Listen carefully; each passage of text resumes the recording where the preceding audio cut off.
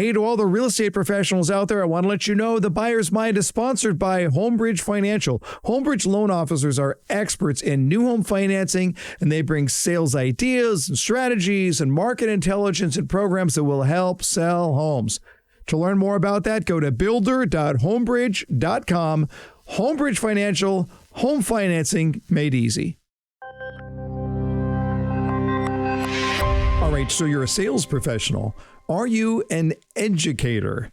And if you are, what does that mean to your customer? Let's get into that today on The Buyer's Mind.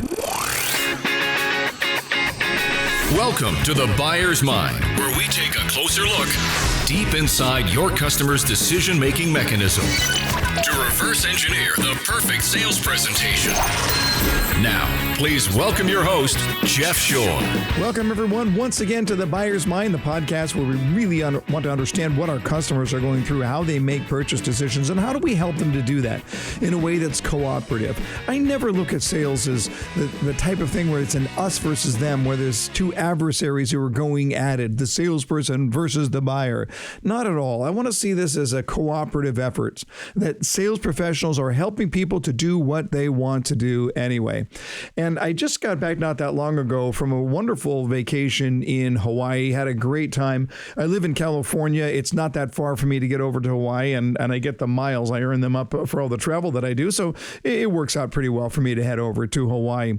And we did something different, my wife and I, this time around. We decided we were going to rent mopeds. We were on the island of Maui and staying not too far from Lahaina town. It's a cool little town to be able to go along with the moped. And then you can get up on some of the other roads, get up around the high country and just have a little fun.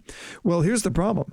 My wife had never been on any kind of motorized bike in her life. Now, I used to own a Honda 250 dirt bike, so I know a little bit of at least the fundamentals of how to do this. But my wife had never. She certainly knows how to ride a bike, but had never been on a moped before.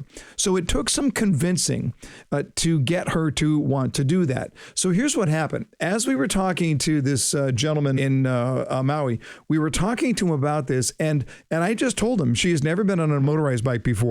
How difficult is it? What can she do? And he just asked her the question, when was the last time you were on a bicycle? And she said, well, it's probably been a couple of years, but I certainly have no problem riding a bike. And he said, great. I'm going to tell you right now, if you can ride a bike, you can ride a moped. And I'm going to give you the instruction. I'm going to show you how it works. We're going to have a little tutorial, and you will be out riding in no time at all. You're going to have a great time. My wife looked back at him and said, you make it sound really, really easy. I have to tell you, I'm pretty nervous right now about the idea of getting on a moped. And he said, yeah, I get it. We do this every day. We see people who have never done this before, but I'm going to help you. I'm going to make this right. Now, as we think about this, these were all things that had happened before we made the decision to rent the mopeds, and we were renting them from a business owner. As a business owner, what was he? Well, he was the salesperson. He was the chief revenue officer. It was his job, in fact, to sell the idea of us renting mopeds for the day. But we had a significant objection, and that significant objection is called fear. Now, looking at all of you as sales professionals, I'm sure you've never had to deal with a customer who brought fear into the equation, did you? Oh, wait, there is a type of customer who goes through that, and they're called everyone. Every customer brings fear into the equation. So what is the role of the salesperson in overcoming that fear?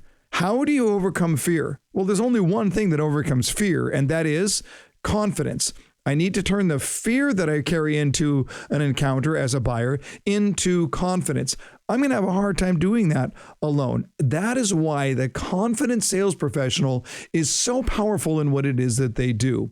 Now, I would expand that and not just talk about sales professionals, but I would look at confident attorneys, confident physicians, confident accountants, right?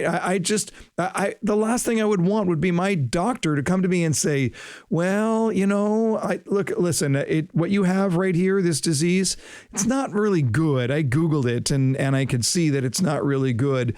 And there are several different options. I don't know which one is best, but I'm going to lay them out for you and then you can make the decision. I'm going to tell you right there, I'm going to a different doctor. That's not what I want to hear.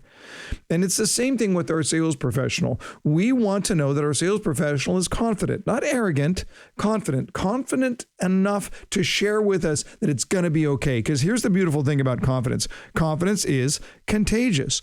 So I want to ask you and apply it to you as a sales professional. How are you taking what you know and sharing it with your customer in a way that builds confidence?